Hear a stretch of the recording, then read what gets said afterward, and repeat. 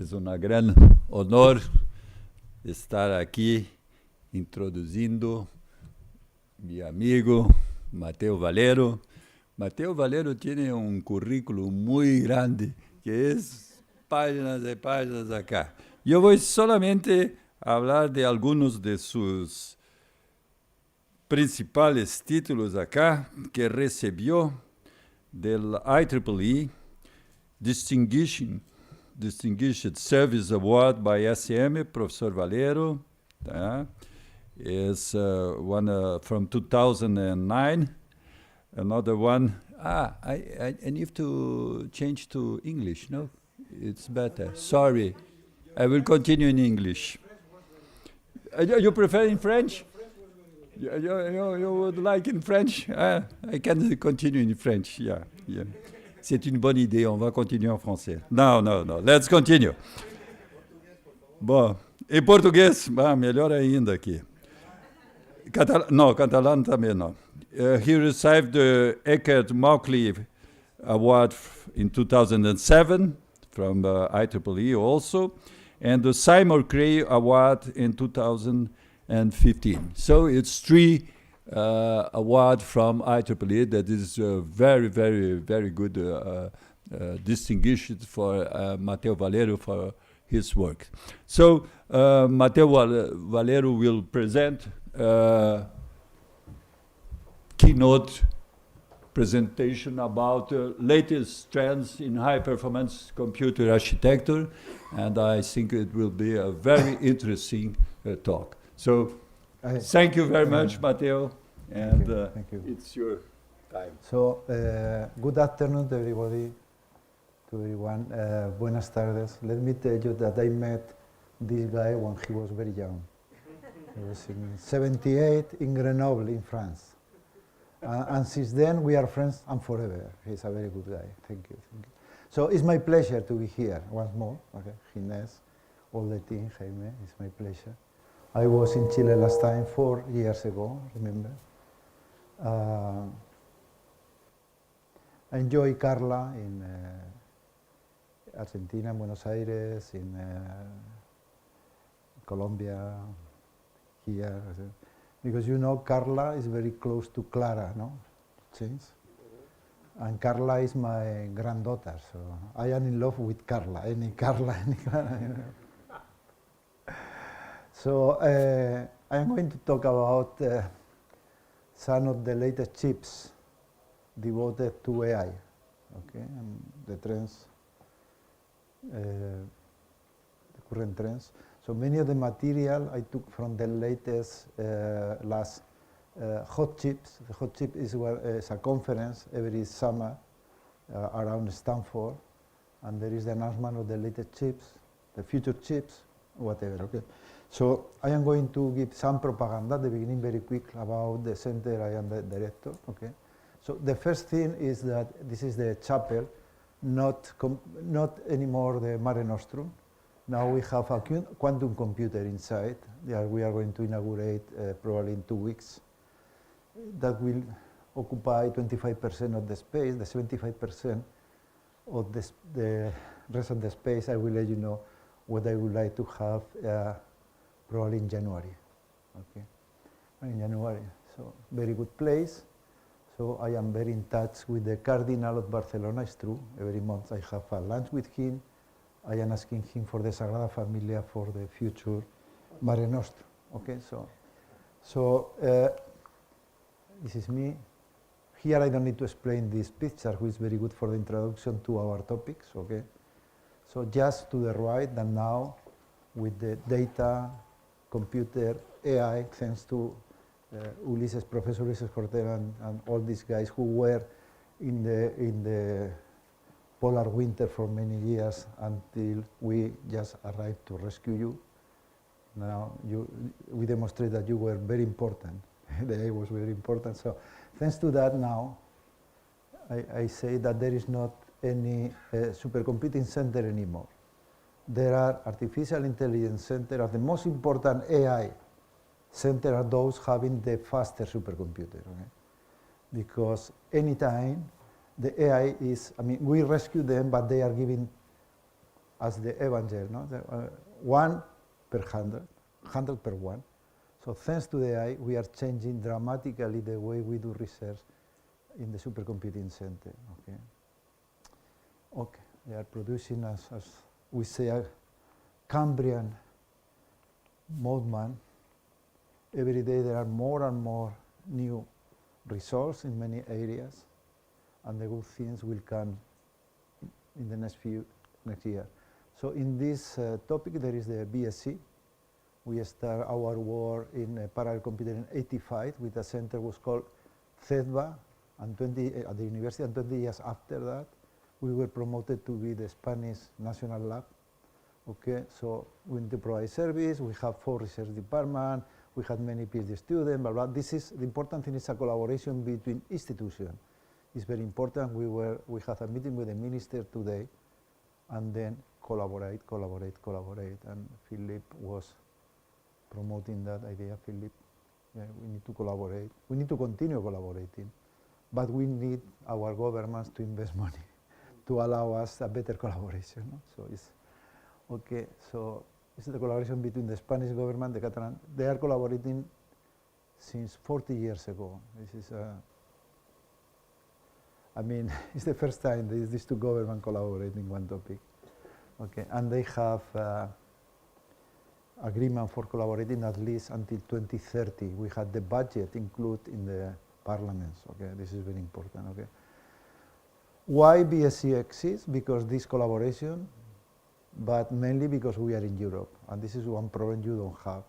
Not being in Europe, this is not a panacea, but I mean, you don't have a place where you can get plenty of money to do research. Okay, this is the main difference. And then related to this topic is what we call EuroHPC, who was created in. Hola, Nico, how are you? So it was created in Roma. I was with Fabricium. I don't know how many. I don't know where is Fabricium. When HPC was created, 18. 2017. 17. And the thing was launched in 2018. Okay. So 2 goals, 2 targets. The first one, try to buy the best supercomputer in the world in order to allow our researchers to get access to the. Okay. So the European Union is contributing with 50% of any supercomputer in Europe that has been selected, okay? And the second part is just try to develop hardware in order to reduce the full dependency of the American hardware for HPC, AI, whatever, okay? The first thing is easy to get. If you have money, you go and buy, okay? So if you look the latest top 500 list, you will see that out of the 23, we have, I don't know, 9 or 10 European supercomputers, okay? And we have 2 systems, BSc, the green one, in this list, number 8 and number 22, okay? So these are 2 of the 4 parts of the Mare Nostrum fight, okay? So I am not going to describe that, but listen, Europe has good supercomputer in order to allow access, okay? How we distribute that? This is the MAPA, and now Bear is very happy because they are going, and me too, we are going to have in Europe the first exa-scale supercomputer in Jülich, okay? So the next one will come in France, and there are 3 pre-exa-scale with the Vikings. They are the Italians guys and the Catalan guys, okay, the red one, and we had many. And then we have also a quantum computer associated to the, okay. So, I mean, we are quite well at the hardware level and the software, whatever, okay. So it would, okay. This is the Mare Nostrum fight, not chapel anymore. This is, okay, very fast. We had the part of the, now, in fact, we have a grace line of racks, but on the left there is the Intel machine, on the right the NVIDIA machine, okay? So a lot of speed is 30 times faster than the Mare Nostrum 4 and 10,000 times faster than the Mare Nostrum 1, who was number 4 in the world in 2004, okay? Okay, you need storage, more than 600 petabytes of storage, okay, and put in more now. We have the GPP, general purpose processor, very expensive machine. What happened here? Very, very expensive machine. Oh, the disco. What happened?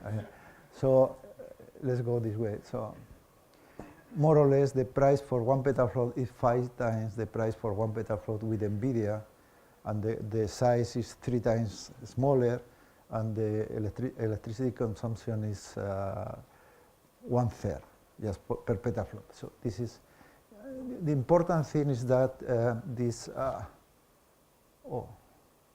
I use not the GPP. Okay, so you have the data here for the Limpa.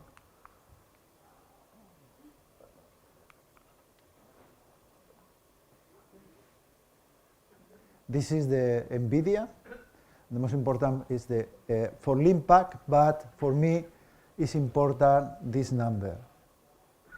For exaflop in GF16, okay, computing on AI workload, okay. Remember this number, 4.5 exaflop, okay. And then I put this slide because the milestone 4, I mean, just to say that, listen, we had 4,480 hopper. So any of these hoppers is 3 times faster than the whole milestone 1, who was occupied the whole chapel 20 years ago. Okay, so incredible. I don't trust on that, even in the the people it was in July. Now we are close to 1,200 people. You have resources. At that time, we have more than 900. We have 34% of the 53 countries. So we are attracting many people there. It's good, okay. You can see the size of the 4 departments. We have the computer science. It's an horizontal department. Anything you can ask about hardware, programming models, operating system, runtimes. I mean, Bear is working with Jesus Labarte and the tools. I mean, many things, okay? And then 3 vertical departments dealing with application that what they do digital twins, many digital twins. Air simulation, the destination nurse, the digital twin for human. Okay, nice. This I never gave a lecture with the, now, stop. Good. I think the computer doesn't like my talk.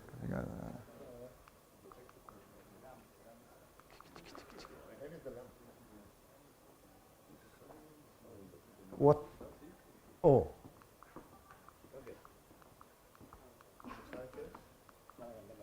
These 4 departments, quickly. I mean, the computer science department more close to the work that we can do here. And I mean, I will give the slide to Gines, and then we are very good in several topics, programming models, tools. We are very good. All the hardware development with RISC-V. Okay, so we have several hot topics where we think that we can compete with the best in the world. Okay, and the structure of the computer architecture department. Okay, who are many. This is our organization. We had 4 departments for research, 1 for the taking care of the computer, 1 for the bureaucracy, money, these stupid things, money. Okay. So for each department we have teams. And okay, so you can see many different things in computer science. Okay. Okay. So AI, as I say, is changing anything. Okay. I think in the right direction. We can discuss with my friend, my dear friend Ulises. He loved the ChatGPT. Really, he's working with ChatGPT every day. So. AI is changing everything, and especially, okay. So here you can see this is used for many people. The most important thing is that the Americans say that any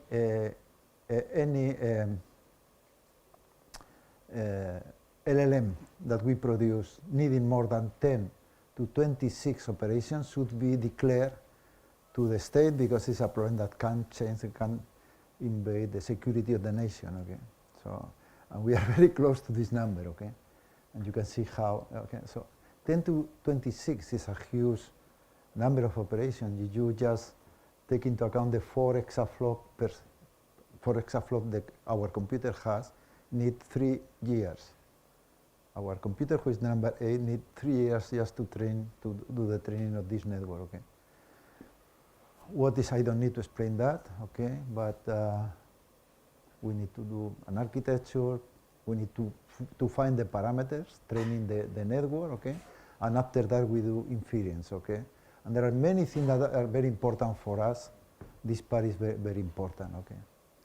Okay, so we are in this topic, okay?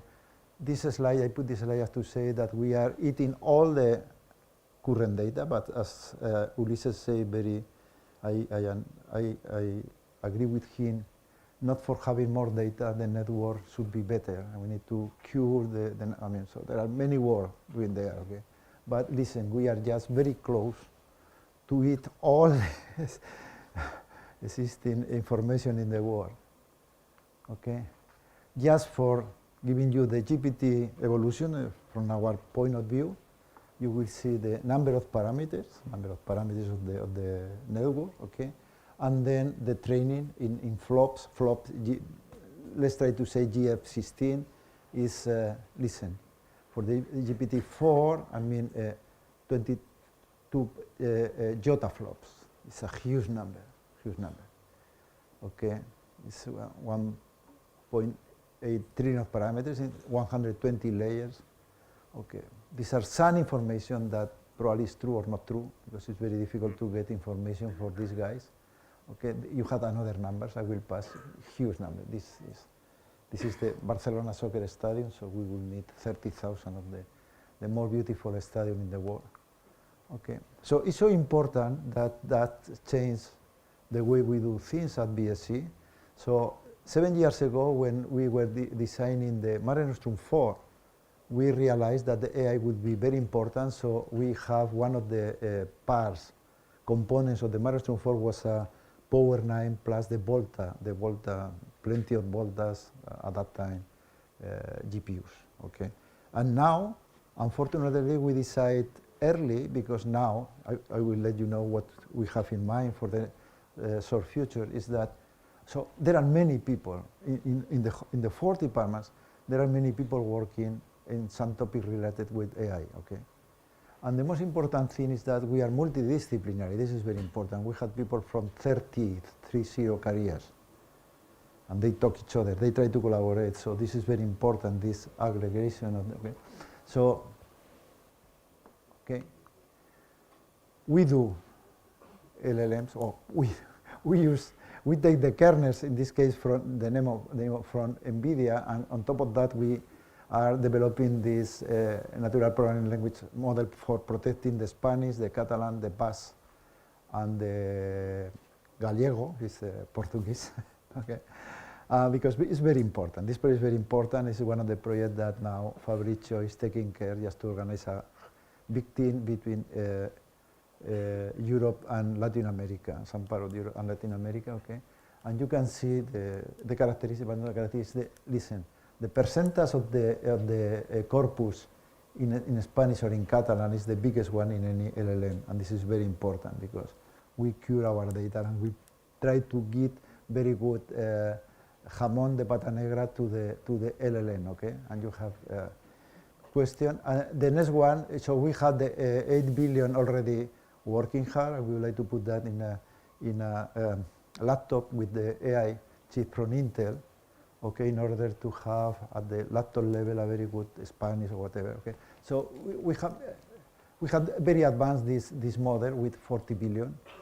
It's a very good one. But listen, we would need number of days and number of nodes. Is every node of the Mare Nostrum 5 has 4 hoppers, so 512 hoppers, 160 days to train this model. It's a lot of money, energy, time, okay? Okay. And also another example is this one which is done by Ulysses and his team for Dario. Dario was the speaker last year in, okay? So they are using tests and images, and they produce a very good product. And I saw some demonstration helping the doctors to deal with the liver disease or with any disease, but I mean, it's very good. Okay, so, and we had many. I could tell you just that we won some competition with the NASA just to simulate the flight of the future planes, combat plane in Europe, because we are using a combination of AI plus classical computational fluid dynamic.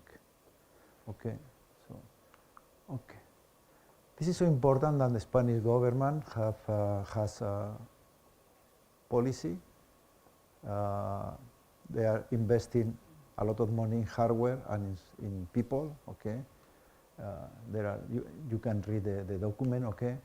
And also Europe, we have a program now, it's called AI Factory. So just at the Spanish level, let me tell you that we got 158 people, we are hiring now, 158 doctors, the majority, just to work on AI. In our center, we are going to cross 1,300 people, pretty sure.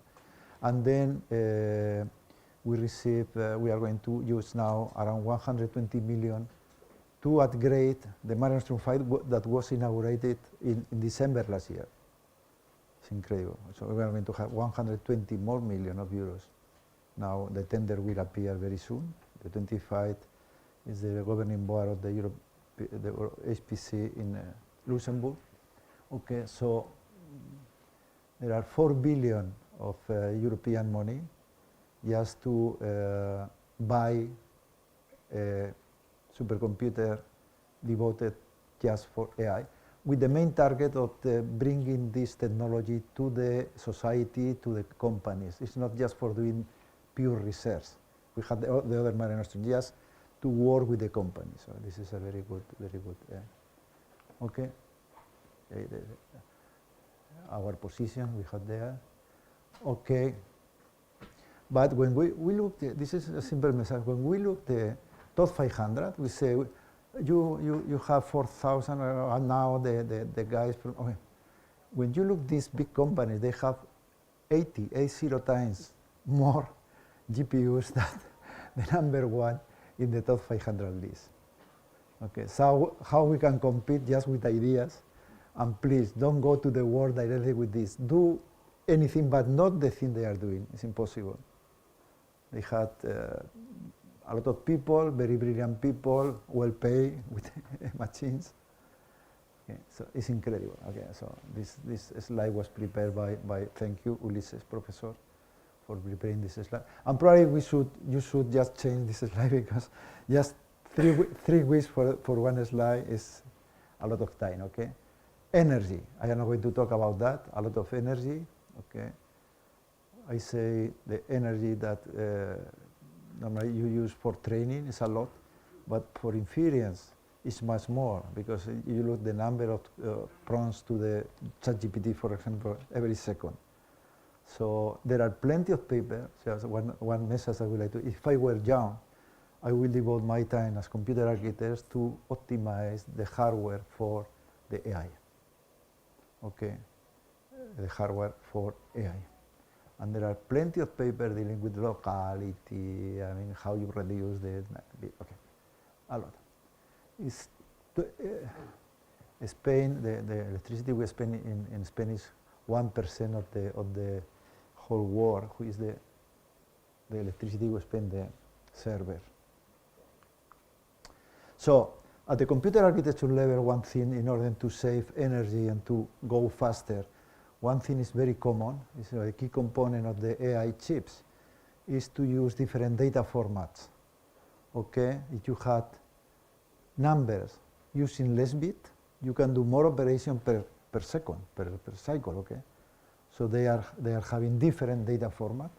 And you see here why. Because there is a table giving the cost of the energy depending on the operation you do. So with this information, with the information from the algorithm, one of the main topics that how you optimize, this is our topic, how you reduce the energy cost, increasing the speed, okay? And for that reason, I put here the most important chips and the data format they use, okay? Listen, here they had FP4, FP6, very small data formats, and how NVIDIA groups, this is a standard from 6 big companies, and the first one that has been installed in the market is for the Blackwell. The Blackwell is the next one to Hopper, okay? So this is one thing, this is very important, and I'm sorry to tell you that this idea was for one of my students, Gallego, and the thesis we call fuzzy computation. So the idea was not just as the AI network are not very intelligent because manually you change the data format. We were changing dynamically 25 years ago. For multimedia application, we were changing the number of bits coding under a given accuracy. And we were telecommunication engineer, very good engineer, the best one, so we were producing hardware also, who dynamically was detecting. And we did that at the beginning for multimedia and that for floating point, and this is the BF16, okay? So we have several papers many years ago, okay? So I am very proud. If we had patented that, I will not be here. We will be in a very good restaurant, drinking very good wine. Okay, skip this one, yes. So what happened is that the topic is so important that there are the classical companies are moving to AI chips. There are the big users are producing their own chips sometimes, and many new companies appear because the cake is so big that any small piece of the cake can give you a lot of money, okay? So yeah, originally I add many things, but originally I took I prepared personally this slide, a few of the slides I prepared. So because I found very interested, I add sci-fi, Tenstorrent, Ventana, something, okay? And you have by the color, red, blue, green, trying to classify the companies, okay? And this is at the high level, this is the situation we have now at the worldwide. So when you look at the high performance chip for AI, NVIDIA has 80–95% of the chips, high performance chips for AI. When you see where the chips are produced, I mean, all the 100 use European technology, the lithography, ASM, and then TSMC produce 90% more or less of the chips. We don't have in Europe, we don't have this far, okay? And this is just for the service providers, the distribution. So it's incredible, okay? So this is probably the best. I'm sorry for the AMD or Intel or whatever, but when you look the distribution of the chip, I mean, we are not bad buying, okay? Bear, when he need to decide in Juli, try to, because they are the most expensive. I told to Jensen, you are, okay, you know, a Blackwell costs 30,000 euros. One Blackwell, 30,000 euros, okay. But here the most important thing is that it's not just the computation here, it's very important, as you know, at the computer algorithm level, the size of the high bandwidth memory, HBM, and then you have two possibilities for the chips, okay, and then you have the connection. They replace the Intel or IBM or AMD, whatever we have in the Mannerstrom 5. In the Mannerstrom 5, we have the Hopper plus an Intel chip. They don't need anymore the Intel chip, because they produce with R, and this is the reason why Jensen called me 14 years ago when we started our work with R, the guy from NVIDIA. And listen, I mean, I don't have time. This is very important. I mean, and this is money. There is a huge difficulty of getting this bandwidth, but it's very expensive. The HBM is very expensive. And then as you need more money, I mean, probably this memory is not enough for many applications, you put this big size of the memory in the DDR5 or DDR whatever, okay? So look at, and when you look the next one, the Blackwell, you can see how this parameter change. No. Not me. So this is very important, okay? This is very important. And this is the base for any chip you see the evolution. And this is very important for the basic board. And then I know that these guys are software, they know nothing about the hardware, Bear and company. And I know that his talks say, the problem are caused because the computer architect doesn't know how to, fortunately there are computer architects in this world, because if not, they will not be software. Okay, so, NVIDIA are so good, I am not getting money from this guy. I am paying a lot of money, so I am very pissed with Jensen and NVIDIA, whatever, okay? Because we pay a lot of money.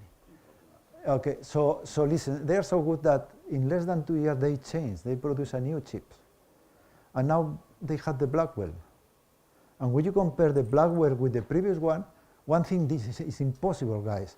How you produce 30 times for inference, the chip is going 30 times faster than the Hopper, and the Hopper is going very, very rapid, very fast. And when you look the memory and you look anything, and one thing they increase, I mean, you have, you know, can you make the maths just for AI inference 20 petaflops per chip, assuming that the clock is going to 2 gigahertz? How many operations per cycle? How many floating point units this chip has? Can you do the math? It's incredible. And it seems that they were. I don't believe that. No, Philip? But listen, 208 billion of transistors. I was studying in Madrid, I was engineering 71, 2,300 transistors. The Intel, where we have one transistor. Now we have 10 million in the same space. 10 million. Okay. You look the new tensor core with this reduced data format. Okay. NVLink, you know, is the network connecting many of the chips, producing a shared memory, and I will give you some numbers later. Okay. The RAS security. I mean, this is incredible. Listen, this is incredible. These chips are incredible. Comparing between them, I mean, I put this, I prepared many times ago this slide, the Hopper is not here, just to see how the NVIDIA, the Ampere with the Hopper is there, see? The Ampere with the Hopper, and the Hopper with the Blackwell, you have all the information. In fact, I think the next one is this one. Listen, in 17 years, well, in 17 no, because it was 15 years, I need to put the Blackwell here. The computation power was multiplied by 1,500 times, incredible. And the memory bandwidth by 35 only. This is bad numbers, okay? You had a very fast eater, but we don't have a food provider at the speed that this eater could eat, okay? But this memory capacity, incredible, okay? This is incredible. And you know, due to this large language model, I should have put the slide doing some math about how much memory you need for training this model. Depend mainly from the number of parameters and how big you need for any parameters. Okay, but what this guy do? I mean, we are producing network with 10 to 12 parameters and more. Okay, you need to have this information, the parameters in the memory, because if not you are killed. Okay, so what they do, they produce rack. This is the Oberon. This is the rack Oberon from having Blackwell with 72 Blackwell with a very big NVLink, a lot of memory, so you can execute. You can do inference with the network of 10 trillion of parameters, 10 to 14 parameters. I mean, probably, I don't know if we are going to have at any time this kind of network, and this is very important, okay? Okay. There are 27 trillion of parameters, depending on how many bits you use, 8, 16. 8, 16 is normally what we use. And this is the next target for BSc. We would like to have a few racks. We had the chapel with no hardware now, just a stupid quantum computer who does nothing. Okay? So we are going to have several of these over on, and we are negotiating with them. I was the other day with these guys in Madrid, and and the numbers are incredible. And we were commenting this morning to the minister, it's very difficult to do very high level research for our groups if we don't have access to this kind of hardware. I mean, we are not Superman or Superwoman. Okay. We are as good at the gringos or whatever, but we need the same instrument that they have. Okay. This is AMD, is the only one who is close to NVIDIA. This is the MI300. Okay. Use the same concept, all of them, this cluster. Okay. I will give you more information. They share first level share of 4 megabytes, and they have this infinity fabric going to infinity cuts. They need memory inside the chip. This chip is incredible, very complex, very good. And then they have the HBM as the NVIDIA, as the NVIDIA chip. Okay, so you can find another detail here. When I see the chip, it's very simple rules. How is the bandwidth and how is the size of the memory and the bandwidth? Okay, so here the size of the memory is similar. The bandwidth is a little bigger than the NVIDIA chips. Okay, and listen, they have 304 compute unit with 1,200 matrix core. Okay, it's incredible. 1,200 small systolic array doing matrix computation. It's incredible. Okay. Oh, I put just for you. I am not going to describe, but this is incredible. Why they need to co-issue these different data formats at the same time? Okay, this is an open question because that complicates a lot of the hardware. In fact, I think that AMD is the only one that can compete a little today in the high performance with NVIDIA, but don't forget that you need hardware to do things, but if you don't have software, guys, you do nothing, okay? So NVIDIA has the best software and hardware stuff. Jensen, who is very arrogant, say, I could give the hardware for free and nobody will compete with me. And why you cost 30,000 euros the Blackwell, okay? You can give for free, at least for the universities, as you did at the beginning. Because NVIDIA owns the humanity a lot of money, I told him. They gave for free a small board many years ago. We go there, and we spend plenty of hours changing the algorithm just to port to this. And for many algorithms, the NVIDIA architecture is not the best, by the way. I think our architecture, a vector architecture, is much better, but okay. You have here one single thread, okay, very simple to program. 6 levels of the memory hierarchy. As computer architect, this is just to have the chip working is incredible. Okay, you have the size, the number of transistors is a little less than the Blackwell, but it's 150,000 million, so it's a lot. And again, they like to have as many as they can of these chips working together, sharing memory, okay, for the same reason. They are trying to say, okay, we can have the equivalent to, I mean, the Oberon 72 Blackwell working together is un pepino. It's a lot, I mean, no? So, Gaudí, poor Gaudí, they put the poor Gaudí. Gaudí was a very competitive guy. But my friend, I had just friend in Intel. They are not competing really. I mean, they are in a very bad situation. Okay, they cannot compete against NVIDIA and AMD. You look the memory is a little less, but the terabyte. I mean, the flops.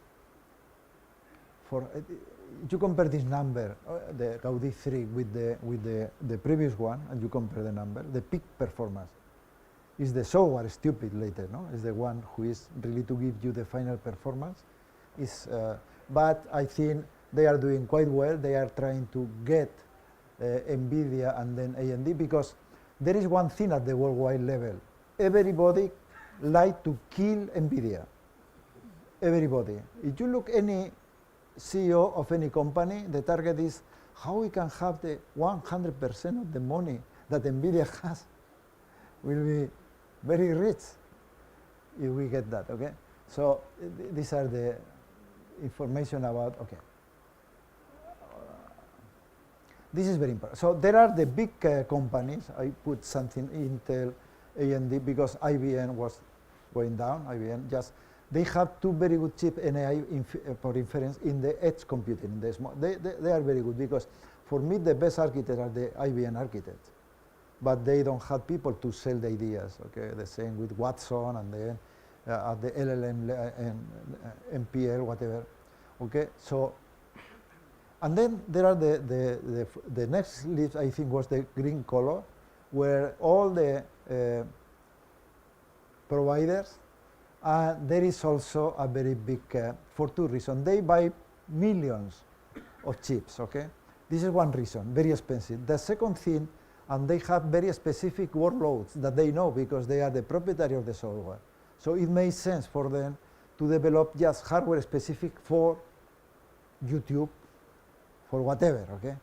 And there are many, many chips from these companies trying to compete not with NVIDIA. They will not compete with NVIDIA. The target is for them to optimize the speed and the energy they need for their workloads, okay? And many, the war, Zuckerberg, Meta, blah, blah, blah, blah. Okay, so I put just the information from Google.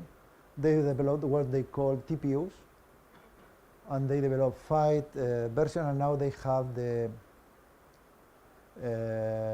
they call Trillium, this one, the Trillium bots, who is more or less 5 times faster than the this one, the latest one, and you have the number lower than the number of the previous chips.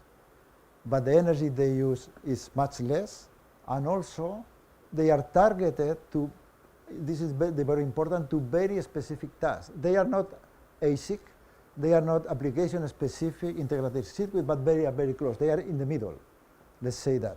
So when they change the model, they need to change the chip. The NVIDIA is a little more high level, even it's not the best at the architecture level, it's high level. Okay, the word will be, I took this one from Jack Dongarra, different processor. This is the way we are going to move in the supercomputing center, but this is not new, because if you go to the phone or you go to the laptop, there are many chips, different chips, in any mobile or in any laptop. I put the M4 from Apple because it's incredible. It's incredible how they put all this capability in these chips. Okay. I took a look at the architecture because they don't disclose. The question that we, the computer architects, we don't have this manual of reference we had for the Intel 4-bit, 8-bit. We knew almost anything. Now we can deduct something. Oh, yeah, but you know, there are many secrets in that. Okay, so I don't 28 billion of transistors in a, okay, so okay. This is one of the new companies, okay? Cerebras, incredible. That's real size. Real size, it's a big size. I will give you information later, but it's, listen, it's 464 square centimeters. It's 23 by 23. Una baldosa pero grande. So, but the idea is very simple. It's very good idea. Very good idea. This idea can compete with any other accelerator. They say, where the problems are not in the computation, are in the memory, are in the communication. So if we put all this information in one chip, I mean, you know how cost is all the cables to connect things, and they connect the things, they connect the parts just wires. So they have this incredible. I am very in touch with this guy. They have in Argonne, they have many racks, and we had very good number. I mean, the experience that we have at BSc, the guys who do programming, who do application, they had very good impression about NVIDIA, very bad about the AMD. I'm sorry, there are AMD here because the software, the machine of Lumi, almost nobody like to go there because the environment is not the same. And they are very good impression about that because they run AI models or they run computational fluid dynamic. It's incredible. Comparing is incredible, no? But even more, you need more. They have the same thing, okay? So they can, listen, this is what I say. Listen, this is the Oberon or the AMD, plenty of cable, plenty of thing. They have all these things, the equivalent to they have in one wafer. They have in one wafer all these things, okay? So, okay, you have, I don't like to discuss number because the slide will be available for just PDF, just put, if you don't mind, put the information in the web, but PDF, PDF. Yeah. Just very simple processor, many of them, but very simple, so they can design, okay? Okay, so Cerebras, I think, is a very, very good idea.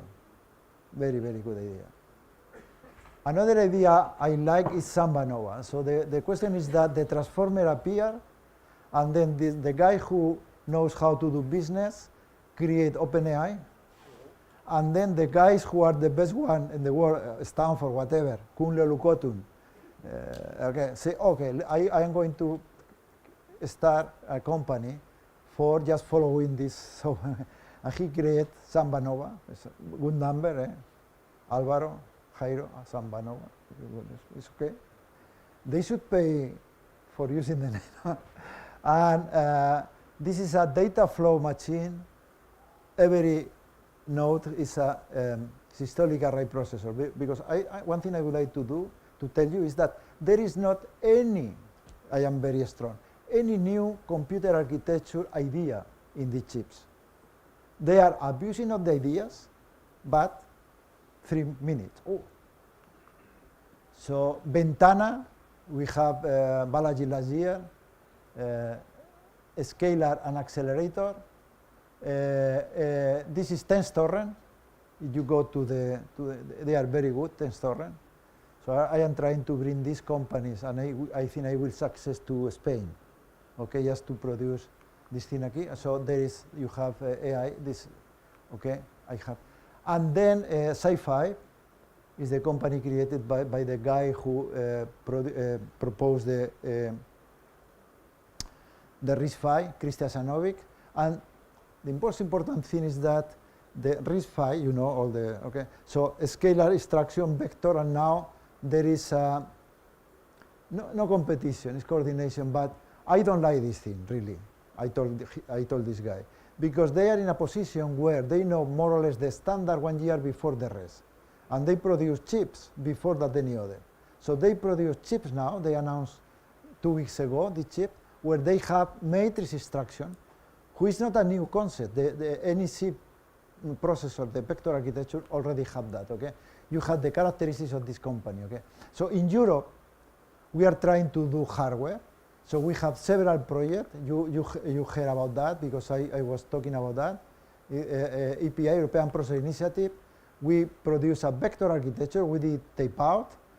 tape out with using all the things that we proposed, because we were the group contributing more to the vector architecture in the world. Okay, decoupled vector architecture, renaming. I mean, the Seymour Cray was a very simple architecture. Okay, so my dream would be to have the Mare Nostrum 6 with European chips. Okay, and it was a very big decision for me to say, should a research center build chips? We can build chips not to compete with the company, but to give ideas, to pass, and then we need a company. And then the company, we create OpenChip, who received 120 million from the Spanish government and as a company investor. So we now are coordinating a project, BSc, who is called DARE, where in Europe we are going to develop 3 high-performance chips. This one, all the 3 continue now the work we did in EPI. Okay, so OpenChip is doing a vector accelerator, improving chiplet. Okay, so the chip will have different components. The most important thing is this I/O chiplet is very difficult. There is no one at the moment connecting all these chiplet inside the chip. It's very difficult technology, because a huge bandwidth with intelligence, a huge crossbar with a huge bandwidth with intelligence is very difficult. So this is the architecture I propose to these things. So we are going to have every chiplet 32 vector architecture, blah, blah, blah. We are going to have 100 teraflops, blah, blah, blah, blah, 4 nanometers. Okay, so in this project, okay, everybody tried to move from the NVIDIA to the RISC-V chiplet. This is the competition, okay, for all the companies. And the last thing is that cooperation, collaboration. So Argonne, RIKEN, and BSc met, and we established, the idea was coming from Argonne and RIKEN. They invite us, and now obviously we invite everybody. There are now more than 90 partners, so Fabrizio Gagliardi is the person coordinating. Hello, my friend, Bambino. So and the idea is that, and this is very important for our research center, we are trying to develop trillions of parameters where the data will be our data, where the target will be just to improve the research we do in the supercomputing center, okay? And we are collaborating in this project, okay, many. We are, okay, for all this target, okay. So I am in love with this project too, okay? And this is the most important thing. Is the time. Is this the last one? At the very moment was important to do co-design. And co-design for me is to think in the application and moving down, having all the layers collaborating. That was not possible when the software was not open. And now the important thing is that the software is changing every day. So I like the people working on algorithms, because they can do much more than at the hardware level, in the software level, to providing input for us, the computer architects, to produce the future hardware. Okay? Okay. Thank you. Thank you.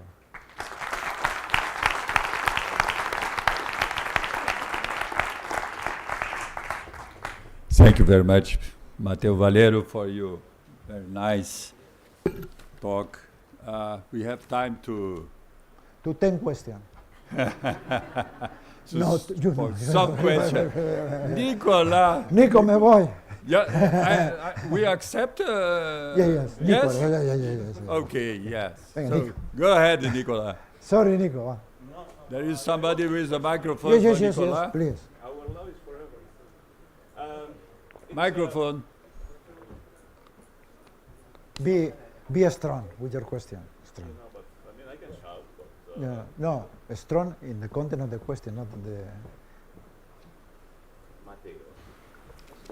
Tell me, my friend. Okay, apologies for that, Mateo. It's, let's say, more technical but political question. Let's talk about technical debt and technology independence. So you say a few minutes ago that please don't do what NVIDIA is doing, and there is a rationale on that. However, I mean, NVIDIA dominates a number of things, but it's not the entire world. I mean, let's give an analogy. Visa and MasterCard dominate transactions, but people use cash, Bitcoin, or whatever. So the question is, we, people with this haircut, have seen iterations of technology, society. 10 years from now, because that's when I need to take a decision today, how I want to see my project, company, country, like that. I cannot follow NVIDIA because it's a race to dominance. I mean, they will dominate me, whatever I do. What's the option? Listen, one thing, in 10 years from now, my prediction will be that the majority of the process will be RISC-V. This is a big change for Intel, AMD, R, whatever. This is my prediction, okay? And then there are so many different applications that NVIDIA cannot cover any of them. But also, I think that if we develop, I mean, the most important thing for the RISC-V is the software development. The whole world is producing software as we did for NVIDIA for free, okay? So I think that in 10 years, 10 years, NVIDIA will be vulnerable. Not now, but will be even for high performance, But for many other applications, they will not be the best. Let me tell you, we are doing, I mean, I think, I cannot say any, but IoT, whatever, all these things, is a huge market. Automotive, and I think we have many things to do. Not against NVIDIA, just as good as NVIDIA does for many other markets. I am very positive. Yep. And have you heard about reversible computing? Oh. Okay. I heard many years ago about that, but it's coming back. I need some tequila to do this topic. We will do that. Yes. Okay, thank you. It's a concept of the quantum computer, you know. Other question? There is one here. These young people, in Italian, please, and Fabrizio will answer the question. Please, speak Italian. Certo. Certo, bambino.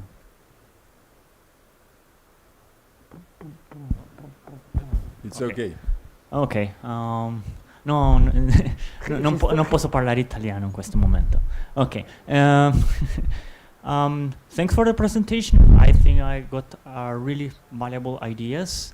Regarding the computer architecture, at least at the accelerator level, it's very known that LLMs are also evolving in terms of the operations that they are performing. Mostly are matrix multiplications, so systolic arrays and this kind of reconfigurable architectures are kind of soundy, but in the premise that okay, we are changing operations, and for instance the GPUs has to put more operations on to cover, for instance, the square roots or whatever operations. So how about the idea of performing some sort of reconfigurable architectures like FPGAs, but with some ideas of the GPUs, something in the middle? Yeah. So you are asking about the topic you are developing, so okay, good. Yeah. So listen, I will ask, when you look the following to the Blackwell, you will see that the operation will change a lot. The size for a floating point unit 64-bit occupy a lot of things, so they will change. Statically, they will change that. But dynamically, let me tell you, I like so much the idea that one of the things I propose to my students, and then I am very old now, is that to make malleable vector architecture. And the idea was, can we train a very big network with all the simulation we do in the supercomputing center, extract the basic, and then to see what kind of small hardware, extract from that we can put in the hardware, then dynamically dictate how we change how the catch word, the register file, whatever. I like that. Anything that try to reduce the energy cost is welcome. And there are many ideas in this direction. But again, it's not new. Reconfigurable things is very old. But try to continue with your work. Yeah, I'm following up with that. Okay, here in Latin America it's quite complicated to basically start new projects in this kind of in this kind of research lines. So for instance, in Europe you have the Euro HPC with funds for RISC-V research or other research. So what should you advise in this matter? Paso palabra. Vame. I cannot say that you move to Europe. I don't like that. I like to collaborate with Latin America, but stay in the people here. Really, mire. We have Professor Ulises Cortés negotiate with the Mexican government, and we got plenty of money from CONACYT. They pay the PS, and then we put a clause. We propose to have a clause that we never hire any people that came to Barcelona. The question is that all these well-prepared people didn't have position in Mexico. Yeah. This is different. And they went with the gringos or with the Germans or whatever. But I don't like to have people in Barcelona to take these people from, really, I mean, it's not my target. It's the opposite. Thank you. Very well. There is another. I have a question, so if there is some people. No? It's a general question. You show, Mateo, Valero, there is a lot of new accelerator, less Cerebras and other. What do you think will happen in these next years?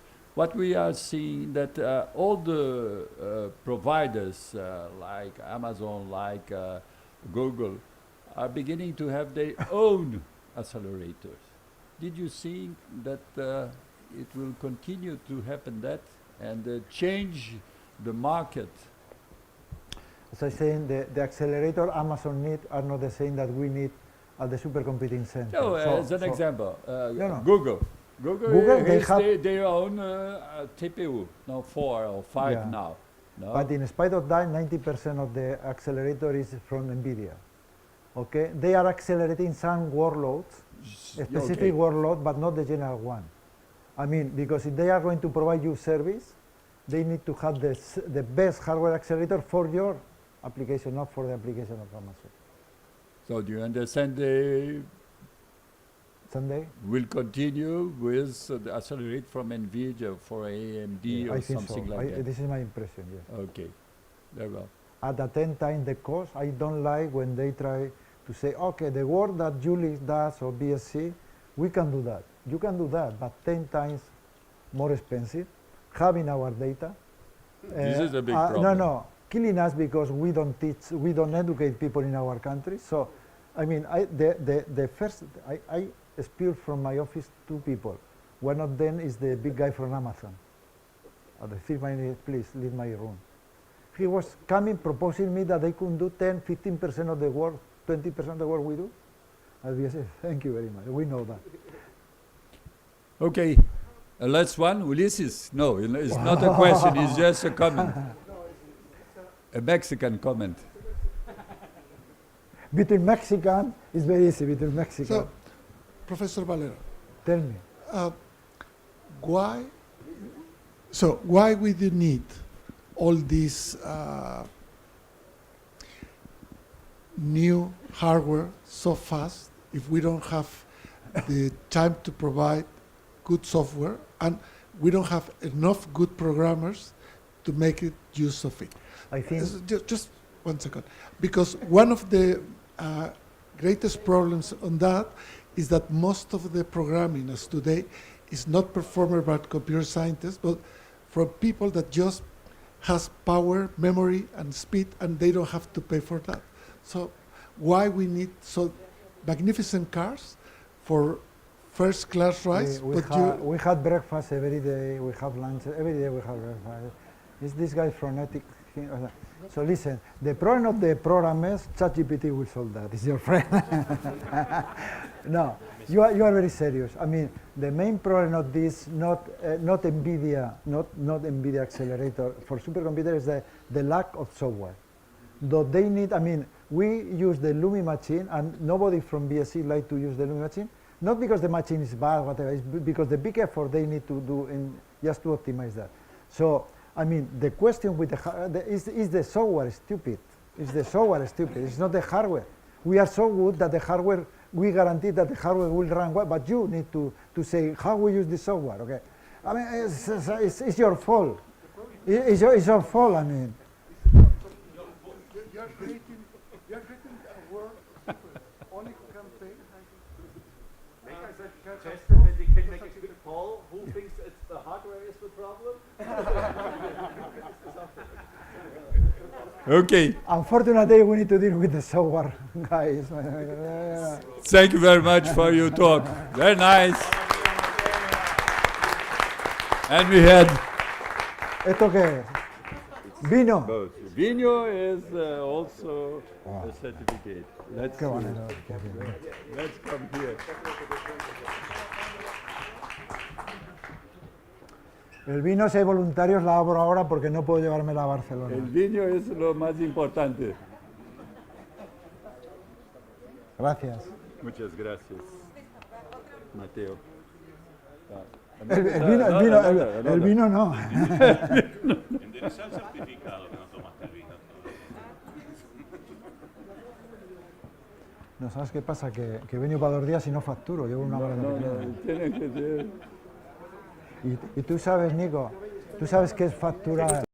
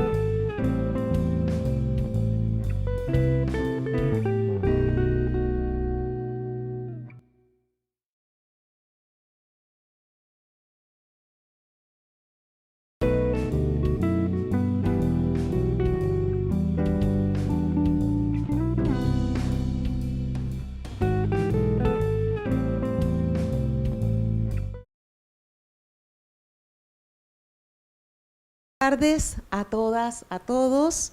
Vamos a iniciar el primer panel, de el rol de los gobiernos en el impulso del HPC y la inteligencia artificial para el desarrollo y la transformación digital en América Latina y el Caribe. Este panel, como verán, es un poquito extraño. Tenemos 2 moderadores y 3 panelistas. Vamos a hacer una variación. Queremos innovar también. Este panel tiene como objetivo principal conocer las estrategias y planes de algunos gobiernos de la región en relación con el desarrollo del supercómputo y la inteligencia artificial, y también conocer la mirada desde CEPAL como un ente regional. Comprender el aporte de estas tecnologías en el desarrollo digital de sus países e identificar acciones colaborativas, siguiendo lo que decía Mateo, que estos desafíos se tienen que tomar en forma colaborativa, a nivel regional, a nivel de gobiernos, que permitan avanzar con más celeridad e impactar positivamente en la economía de los ciudadanos. Para ello tenemos 3 fantásticos invitados. Voy a partir por Guillerme de Paula Correa, del Ministerio de Ciencia, Tecnología e Innovación de Brasil. Un pequeño perfil de Guillerme, se graduó de Ingeniería Eléctrica, así que tenemos nuestro ingeniero del panel, en el Instituto Militar de Ingeniería, y obtuvo la maestría en Ingeniería Eléctrica en la Universidad de Brasilia. Inicialmente trabajó en el sector de las telecomunicaciones, centrándose en el desarrollo de hardware y software para equipos. Durante los últimos 11 años ha trabajado como analista de infraestructura en el gobierno federal, particularmente en el Ministerio de Comunicaciones y Ciencia, Tecnología e Innovación. Entre sus responsabilidades se encuentra la elaboración de políticas públicas para los sectores de tecnología de la información y comunicación, la gestión de la ley de TIC y el programa de apoyo al desarrollo tecnológico de la industria de semiconductores y la supervisión de proyectos de investigación y desarrollo. Actualmente se desempeña como director adjunto del Departamento de Incentivo a las Tecnologías Digitales, destacando su papel en el impulso del desarrollo tecnológico de Brasil. Así que bienvenido, Guillermo.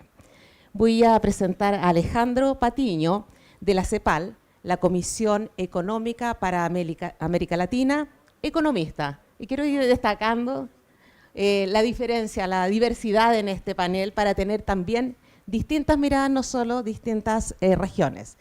Es economista, experto en tecnologías y políticas digitales, interesado en evaluar el impacto de las tecnologías disruptivas en el desarrollo, con experiencia específica en el diseño de agendas digitales, regulación del sector de las telecomunicaciones, datos estadísticos de TIC y gestión de proyectos e inversión pública. Así que bienvenido, Alejandro.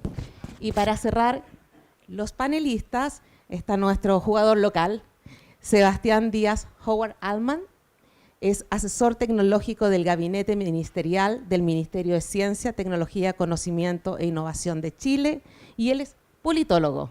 Así que muy interesante este equipo. Diplomado en Políticas de Movilidad y Desarrollo Urbano de la Universidad de Diego Portales, y magíster en Ciudades Sustentables de la Universidad de Leeds. Actualmente, asesor tecnológico del Gabinete Ministerial del Ministerio de Ciencia, Tecnología, Conocimiento e Innovación del Gobierno de Chile.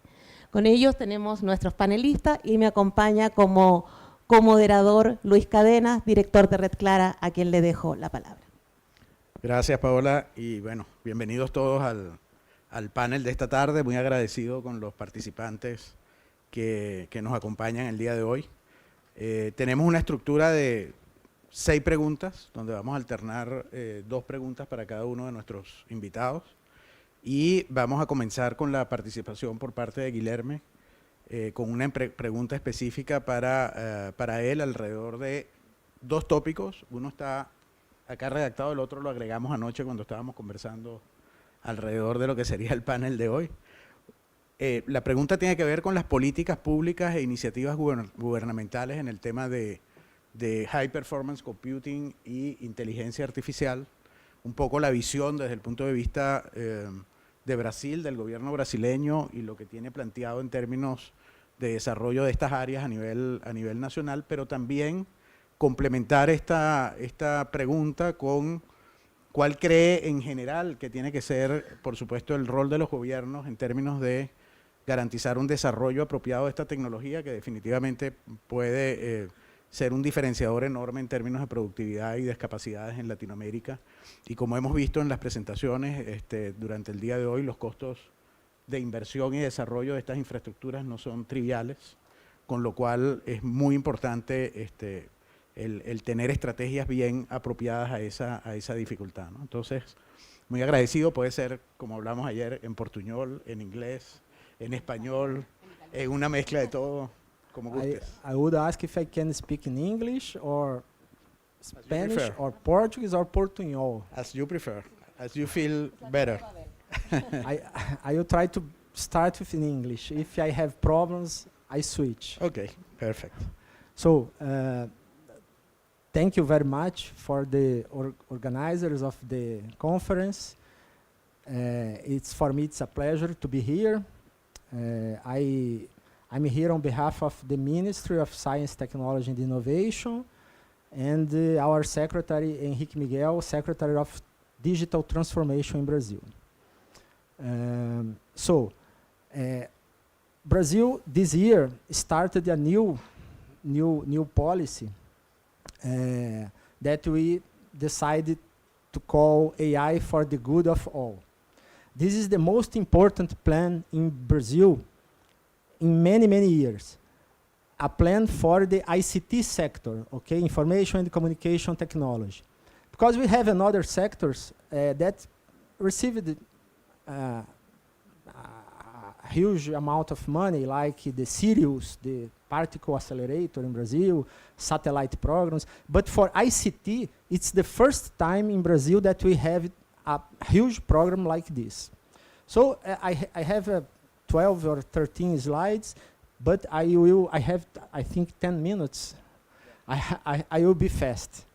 But this presentation can be shared with any one of you, okay?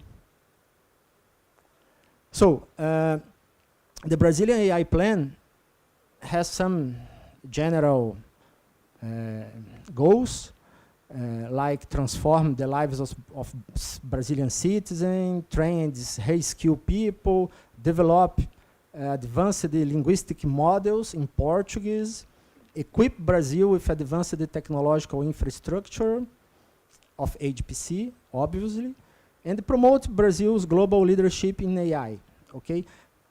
Why this plan started? Because our president, Lula, he travels a lot, and all country Lula goes, the presidents tell him about AI, asked him questions about AI. And so, in March of this year, President Lula had a meeting with his council, his Science and Technology Council, and proposed a challenge. Because before this plan, we had a strategy, but a strategy not very much specific. So President Lula demanded a concrete plan with concrete actions, with budget. I will show you the actions. And this happened in March of this year, and President Lula gave 3 months for our minister, Luciana, deliver a red plan for him.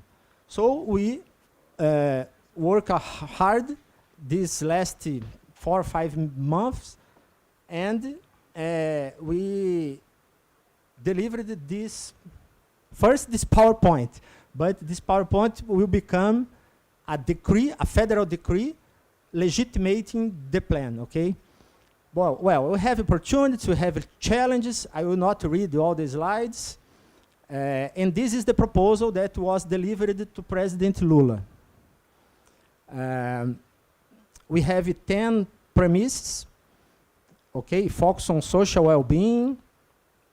How can AI improve people's lives?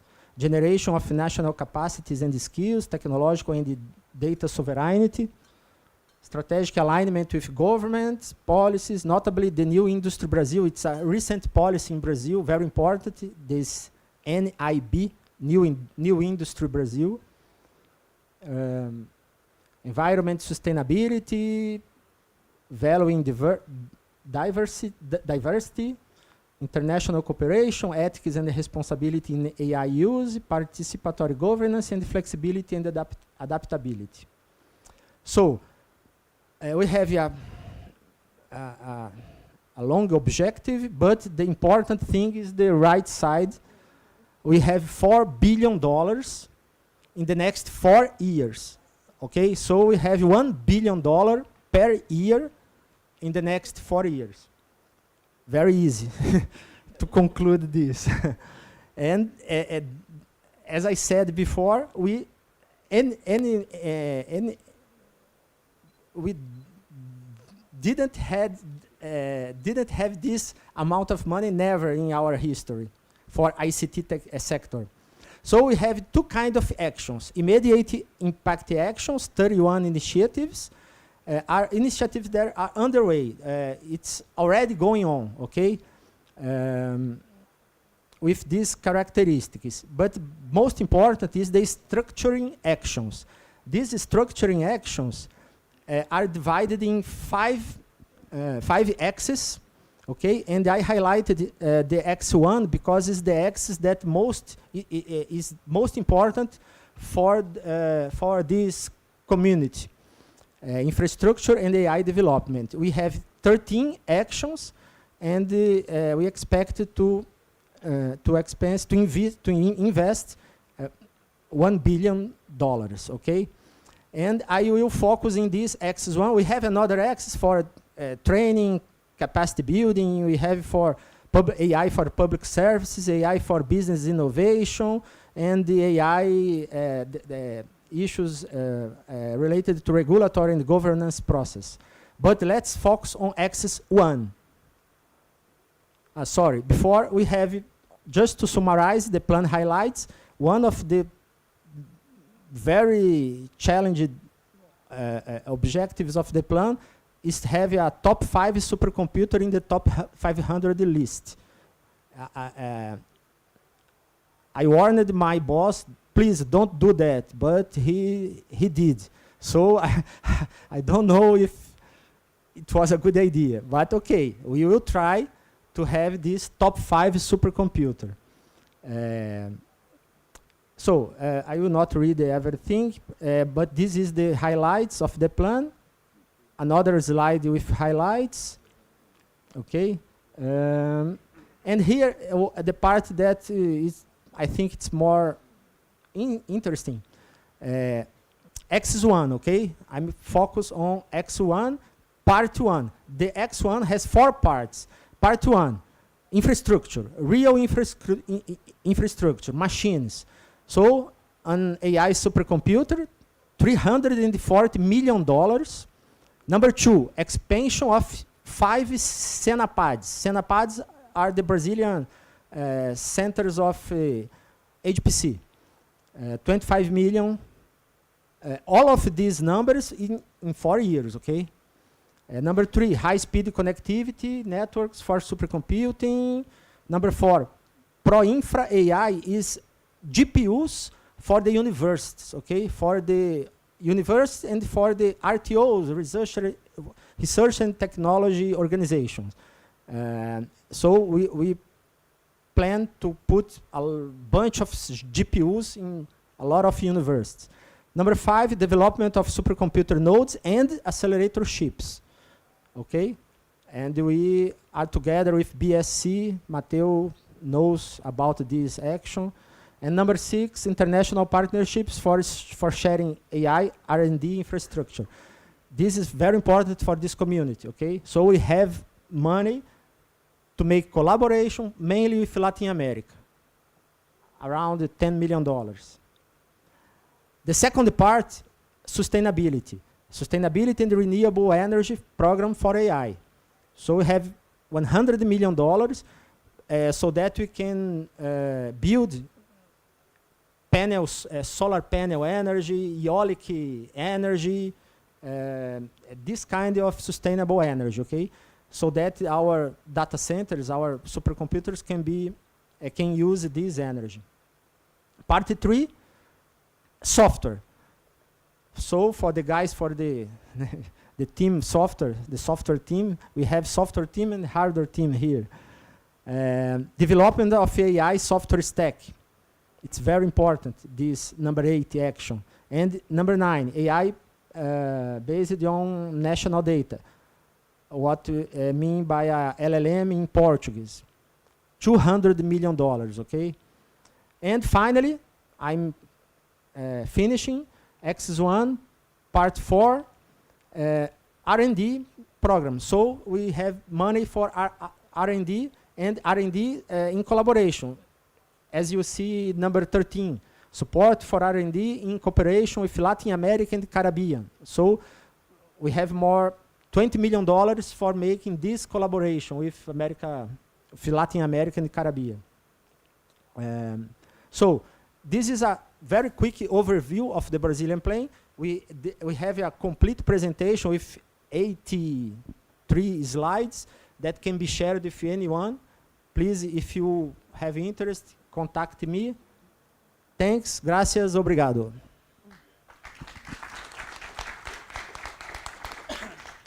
Gracias, Guillermo. Impresionante. Sí. Bueno, felicitar a Brasil por esta iniciativa y obviamente vamos a estar todos trabajando juntos. Hay una larga relación entre Chile y entre los países de la región para colaborar y esta materia requiere ese trabajo. En cuanto a Chile, estamos con Sebastián, hay iniciativas para ir armando un plan nacional de data centers, se está hablando de mucho de inteligencia artificial. ¿Cuál es el avance que tenemos hoy día? ¿Qué se espera y cuál es el impacto que tenga este plan nacional de data center y la política de inteligencia artificial en nuestro país? Perfecto. ¿Se escucha bien, no? Genial. Voy a partir con hacer un pequeño resumen con respecto a qué es el Plan Nacional de Data Centers. Sé que es algo relativamente nuevo, ha salido de alguna otra manera en los medios, pero es importante que lo podamos clarificar en instancias como estas. El Plan Nacional de Data Centers de Chile surge bajo el mandato del Gabinete de Crecimiento y Empleo del Presidente de la República. Este plan es mandatado por el Ministerio de Ciencia en coordinación con otros 7 ministerios. En este caso... No en chileno, no en chileno. No vamos a hablar como chileno entonces. No como chileno. Excelente. No. Perfecto. Buen aprendizaje. Bueno, como les decía... Divagar, fala divagar. Divagar. Como les decía, esto lo lidera el Ministerio de Ciencia en coordinación con otros 7 ministerios. Nos acompaña el Ministerio de Vivienda y Urbanismo, nos acompaña el Ministerio de Economía, el Ministerio de Hacienda, nos acompaña de igual manera el Ministerio de Salud, Ministerio de Energía, Ministerio de Transporte y Telecomunicaciones. Son muchos los actores que actualmente están buscando liderar este plan. Hay que entender que la industria de data centers es algo relativamente nuevo para el Estado en Chile. Es una industria que ha crecido muchísimo en Chile en los últimos años y se vio una oportunidad de poder trabajar en conjunto. Porque al fin y al cabo seguían creciendo, pero se estaban notando desafíos que eran muy importantes. Y justamente son estos desafíos los que impulsan el desarrollo del mismo plan. Hay que pensar que lo primero que nos pide el presidente para poder desarrollar este plan como Ministerio de Ciencia es asegurar de este tipo de inversión en Chile a largo plazo. Pero no solo asegurar inversión, sino que asegurar inversión que sea ecológicamente responsable y sostenida por energías renovables no convencionales, de igual manera que la inversión sea sostenida en el tiempo. Es una industria que crece rapidísimo, pero se encuentra rápidamente con cuellos de botella, tanto en el consumo energético como en el consumo hídrico, como en la disponibilidad de suelo. Por ende, si queremos pensar hacia el futuro, es la lógica del mismo plan de que esto sea 2024 hasta el 2030. Y de igual forma, como ustedes muy bien señalaban, que el plan sea un camino para poder seguir asegurando el despliegue de nuevas tecnologías de datos en Chile, como lo puede ser la inteligencia artificial, como lo es el edge computing, como lo va a hacer también la computación cuántica. Es parte del eje de lo que se está trabajando ahora. ¿Dónde estamos con respecto al plan nacional? Se hizo un levantamiento de información de todos los actores que son parte del ecosistema actualmente en Chile, se conversó con todas las empresas, se conversó con los proveedores de cloud, hasta el segmento colocadores, de igual manera se conversó con las comunidades. De hecho, estamos ahora justamente en el proceso de levantamiento de información desde las comunidades, que ha sido muy desafiante también, porque nuevamente es una industria muy desconocida por el territorio.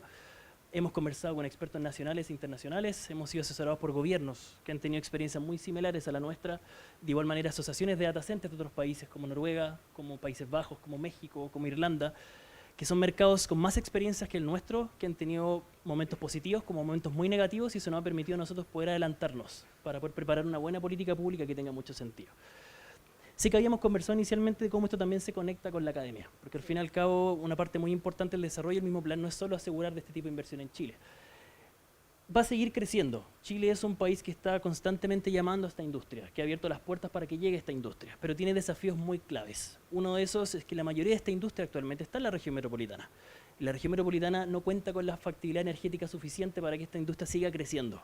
Somos un mercado muy nuevo, pero no tenemos la infraestructura necesaria en Chile para que crezca de la forma que está creciendo ahora. Tenemos mucha energía en Chile, eso es un hecho. Hay muchísima energía, en especial energías renovables no convencionales. No obstante, no está la infraestructura para poder transportar esa energía a las regiones que más consumen. Por ende, el foco ahora, para que todos lo entiendan también con el plan nacional, es descentralización. Entender cómo somos capaces de poder conectar el desarrollo de esta industria con las capacidades y el equipamiento que tienen otras regiones, en este caso el norte de Chile. Y no estamos solo pensando en el norte de Chile, sino que son muchas las regiones que tienen condiciones suficientes para poder albergar una industria como esta. Lo importante es el enfoque de sistema, y es ahí donde se conecta con la academia. Si queremos trabajar inteligencia artificial, sabemos que tenemos desafíos importantes en Chile. El tema de contar con infraestructura para el entrenamiento de inteligencia artificial es un eje crucial de lo que se está trabajando ahora con el Ministerio de Ciencia. Se ha conversado con la industria, hay mucho interés de poder trabajar en conjunto, y cuando hablamos de trabajar en conjunto, es un enfoque donde nosotros seamos capaces como Estado de poder dar las condiciones para que se invierta en Chile en inteligencia artificial, pero que no solo sea inversión, sino que sea entregar el espacio para que la academia, los centros de investigación, las universidades también puedan tener acceso a esta infraestructura y poder trabajar en conjunto. Esa es la lógica del enfoque y sistema con este tipo de infraestructura en específico. No podemos pensar solo en invertir cuando tenemos que seguir trabajando en generar cada vez más capacidades de investigación y desarrollo en Chile. Para hacer eso necesitamos de la infraestructura, y esta infraestructura la pueden proveer el sector privado. Actualmente están invirtiendo mucho en esto. Chile se quiere posicionar como un pionero en este mismo elemento, pero los desafíos son claves. Consumo energético, consumo hídrico, pertinencia territorial. Esta no es una industria que se conecte con el territorio ahora actualmente. Nosotros, los que estamos en esta sala, sabemos lo que es un data center. Cuando vamos a las comunidades nadie sabe lo que es un data center. Los gobiernos locales tampoco tienen mucha claridad de lo que es un data center. Y eso es una tarea de nosotros, una tarea del Estado, una tarea de la academia, de los centros de investigación y por sobre todas las cosas también del sector privado. Ellos tienen que hacer el esfuerzo por conectarse de mejor manera. No es solo pensar en crecer, sino que crecer con sentido. Y es la lógica también del mismo plan nacional ahora y el foco que se le está entregando por lo menos ahora con este gobierno. Lo que se va a trabajar de aquí al próximo año es sentar las bases, sentar los acuerdos para trabajar en conjunto, entre el Estado, el sector privado y la academia. Ver cómo somos capaces de poder focalizar el desarrollo de este tipo de infraestructura, asegurar inversión a largo plazo y para los próximos gobiernos que vengan puedan seguir trabajando con esta misma hoja de ruta para poder pensar en infraestructura de entrenamiento de inteligencia artificial aquí en Chile, que no sea solo infraestructura, sino que se conecte con las capacidades que actualmente nosotros necesitamos acá, por lo menos parámetros nacionales. Eso. Muchas gracias, Sebastián, por tu respuesta. Ahora vamos con Alejandro. Alejandro, muchas gracias por acompañarnos. Y la pregunta un poco va en el sentido de cómo ve la CEPAL, la Comisión Económica para América Latina, el desarrollo de las capacidades en América Latina y el Caribe en el ámbito de centros de datos y un poco qué medidas han visto ustedes que se estén implementando a nivel regional o se están promoviendo a nivel regional para impulsar este sector de HPC e inteligencia artificial. Vale. Bueno, primero que nada, muchísimas gracias por la invitación. La verdad que es un gusto estar acá con todos ustedes, compartiendo un poquito la mirada de la CEPAL de estos temas. Y creo que un poco mi intervención se complementa muy bien con lo que dijo Guillermo y Sebastián. Digamos, yo creo que la primera posición es la importancia que tiene una mirada estratégica del tema de inteligencia artificial, ¿no? Más allá, digamos, de alguna iniciativa puntual o de algún proyecto, nosotros, digamos, siempre tratamos de resaltar nuevamente la mirada estratégica que tiene que haber, porque hay varios componentes justamente que hacen al desarrollo y adopción de inteligencia artificial, no solamente a lo que hace, digamos, HPC o algún otro tema en particular. Entonces, ¿qué estamos viendo primero sobre esa mirada estratégica? Que solamente hay un grupo pequeño de países en la región, hoy en día 6, que tienen una política o una estrategia de inteligencia artificial. Claramente Brasil y Chile son parte de ese grupo, pero la gran mayoría todavía no han logrado desarrollar, digamos, de forma estratégica esa mirada sobre lo que implica IA y, bueno, obviamente el subcomponente de, digamos, de HPC dentro de esto. Lo otro que hemos, digamos, podido ver o analizar un poco de las políticas y las estrategias que se están desarrollando en esta área, y bueno, por eso digo que se complementa muy bien con lo que acaba de decir Guillermo y Sebastián, es lo que hemos visto al comparar también un poco las políticas y las estrategias, ¿no?, a ese nivel de la región las que están desarrolladas con, por ejemplo, otras estrategias que se están desarrollando en otras regiones, por ejemplo Europa, es que todavía en la región ha habido un sesgo muy importante al tema de regulación sobre, digamos, otros componentes, como por ejemplo el tema de I+D, el tema de adopción productiva, el tema de infraestructura, en términos comparativos. Con lo cual, la verdad que es muy grato conocer nuevamente las experiencias que están desarrollando, el plan que comentó Guillermo, específico justamente, que trata de ser muchísimo más abarcativo y que además yo creo que soluciona varios de los aspectos de cualidades de este tipo de planes y estrategias, ¿no? Que yo creo que ahí también está un poco los factores distintivos. Es decir, o sea, el plan y la estrategia, digamos, aparte de ser enunciativo, ¿no? Y ser una excusa justamente para tener un diálogo y una mirada común sobre el tema, tiene que tener ciertas cualidades. Una de las cualidades es, ok, ¿cuál es el presupuesto realmente que estamos asignando para eso? Ese es el compromiso finalmente, ¿no? Cuando uno observa nuevamente estos planes, lo que uno encontraba es que en la región, digamos, no son explícitos en decir, ok, esta es un poco la apuesta, estos son los recursos, esto es a donde vamos a desarrollar en comparación con, digamos, con otros. Entonces, nuevamente, creo que es muy grato saber que están desarrollando este tipo de planes ya más específicos, con presupuestos específicos y con montos que, la verdad que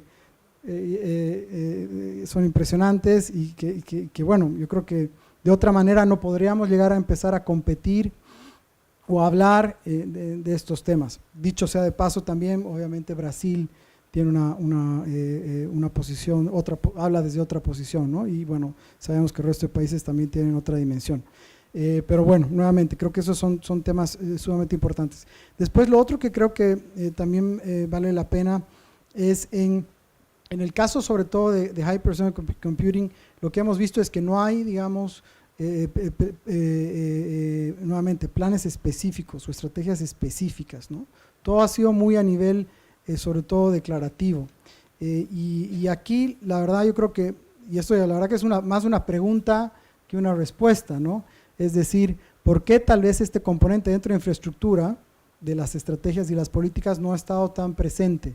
Si no es, tal vez es un tema todavía de sensibilización política, es un tema tal vez de falta de apuesta de recursos por el tema, es un tema tal vez de diálogo público-privado, ¿no? Porque, por ejemplo, lo que tiene en Europa, con el Euro HPC, es una estrategia público-privada de desarrollo digamos, de centros de alta performance, ¿no?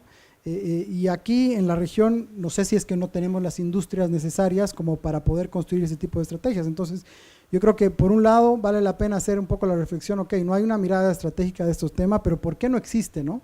No es solamente creo que sea el tema, digamos, de la falta de mirada política, pero probablemente tal vez en parte del diálogo público-privado.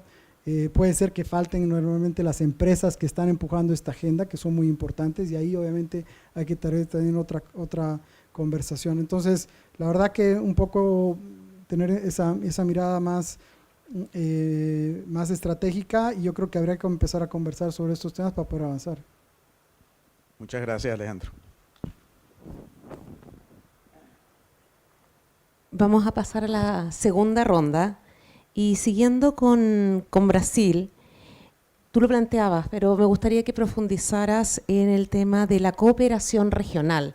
¿Qué importancia se da en el marco del plan que ustedes proponen a la cooperación regional?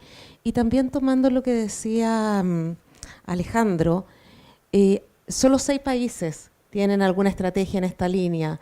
¿Cómo se ve afectada o cómo piensas tú que podría afectarse esa cooperación si no hay una cierta homogeneidad o una base común en el desarrollo de la región? Gracias. I know. Yo voy a hablar en español agora.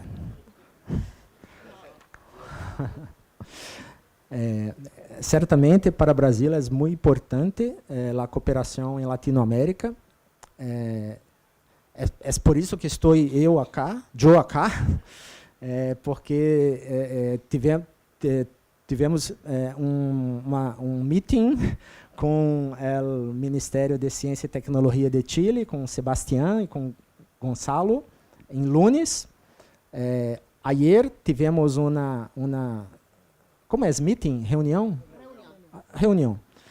Tivemos uma reunião ayer com Sênia, com Álvaro Soto, com Rodrigo Duran, uma conversa, as duas reuniões muito buenas para o Brasil, estamos muito animados e gostaríamos de ter a mesma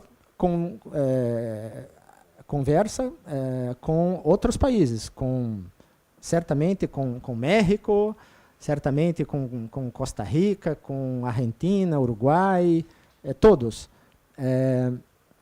E temos plata para fazer as colaborações, pero o governo não vai decidir com quem colaborar e nem com o que fazer. Temos outras organizações como Rede Clara, como Scalac, nosso amigo Navô, presidente de Scalac, é parceiro e espero que possa nos ajudar haciendo esta integração de Latinoamérica em termos of HPC. Estou misturando tudo.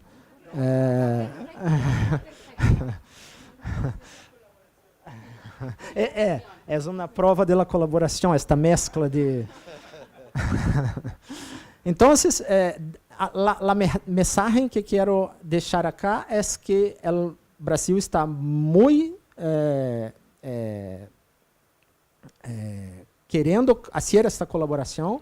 Nossa ministra e nosso presidente Lula, vocês todos conhecem, são muito conectados, muito ligados com Latinoamérica. E nós, pero isso não é isto é importante. Isto não é programa de governo, é programa de Estado. Então, eu sou a funcionário de governo concursado. Eu vou estar o próximo presidente, se não é Lula, é outro presidente, eu vou estar. Eu vou me manter fazendo estas políticas com HPC, com AI, não só eu, pero todos meus colegas, nosso secretário, todos vão se manter em el ministério nos próximos 10 anos. Então, seguro que temos período muito bueno pela frente, pero como fazer? Scalac, Rede Clara, cooperações multilaterais, bilaterais. Estamos abertos. Eu não tenho a resposta correta agora do que vamos fazer. Isto é muito novo para nós, pero estamos completamente dispostos a colaborar com todos os países de Latinoamérica. Esta é a mensagem. Muchas gracias y te garantizo que tu español es perfecto. No, preciso mejorar mucho. Alejandro, con respecto a la CEPAL y el marco de la reunión de ILAC 2026 que va a ocurrir en pocas semanas, y un poco el trabajo que ha venido haciendo la CEPAL en relación a lo que es la alianza digital, la propuesta de cooperación entre Europa y Latinoamérica, el trabajo que viene desarrollando la CEPAL con los diálogos que vienen promoviendo alrededor de temas asociados a inteligencia artificial, a temas de gobernanza de datos, toda esta temática en la que están trabajando tan arduamente. ¿Cómo piensas que se puede a través de esos distintos instrumentos crear un interés por parte de los gobiernos de la región que pueda ser un modelo de desarrollo para las capacidades en el continente? Pero otra cosa que es muy importante es la posibilidad de tener un espacio de cooperación común, porque esto es un problema que por mucha inversión que pueda hacer un país, incluso con las enormes inversiones que va a hacer Brasil, es un problema que no podemos afrontar individualmente. Y una cosa que deberíamos aprender en el contexto de la política pública europea es la capacidad para desarrollar algo que beneficie a todos a partir de compartir y de cooperar. Lamentablemente, bueno, en la región, por supuesto que hay organizaciones que han logrado esos niveles de cooperación, pero hay que profundizar aún más, porque al final tener una estrategia que solamente es nacional y no tiene un carácter regional, pues tiene grandes debilidades. Entonces, un poco, ¿cómo ves tú este tema? Vale, sí. Bueno, primero un poquito contarles de estos espacios que existen, donde yo creo que son importantes y útiles al momento un poquito de impulsar toda esta agenda de la que estamos hablando, ¿no? Y el primer espacio es el ILAC. No todo el mundo conoce lo que es el ILAC. El ILAC es, digamos, es la agenda digital regional. Es un foro político donde, digamos, los policy makers del área digital se reúnen cada 2 años y discuten un poco cuáles son las prioridades de políticas regionales. Y bueno, se acuerda una serie, digamos, nuevamente, de lineamientos estratégicos de política. Entonces, justamente ahora en noviembre vamos a tener una nueva versión de este foro, de esta conferencia de transformación digital, donde vamos a tener a los gobiernos de la región, donde justamente el tema de IA va a ser uno de los temas centrales, donde esperamos justamente que podamos aterrizar en una agenda estratégica que pueda lograr avanzar en todos estos elementos que son tan importantes. Y a esto yo creo que se suma otro espacio de cooperación, que es este que hablas tú de los diálogos de la Alianza Digital América Latina y Europa. Yo creo que acá también es muy importante la cooperación birregional para mover un poco la agenda en este sentido, tanto en la sensibilización política como también en la canalización de recursos, ¿no? Europa actualmente se está convirtiendo, creo, en un socio muy estratégico en todos estos temas. Ha creado todo un marco de cooperación que se llama Alianza Digital Europa, América Latina en temas digitales, que tiene varios componentes, incluido el tema, digamos, de normativa, regulatorio, pero bueno, tú lo conoces mejor que yo, el tema de infraestructura, el de conectividad, el tema de observación terrestre, el tema también de matchmaking entre oferta y demanda empresarial de servicios digitales.